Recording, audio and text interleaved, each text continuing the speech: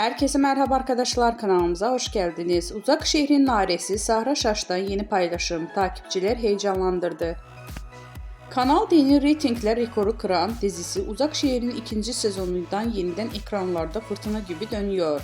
Başrollerinde Ozan Akbaba ve Sinem Ünsal'ın yer aldığı dizinin yeni sezon bölümü izleyicilerinden tam not alırken sosyal medyada da gündem oldu.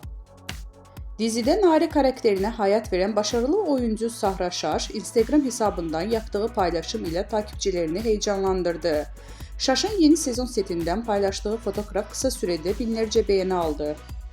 Ayna yapım imzası taşıyan Uzak Şehir, yeni sezonun yeni bölümleriyle rekor kırmaya devam ediyor. Dizi hem reytinglerde zirveye yerleşti hem de sosyal medyada en çok konuşulan yapımlar arasına girdi.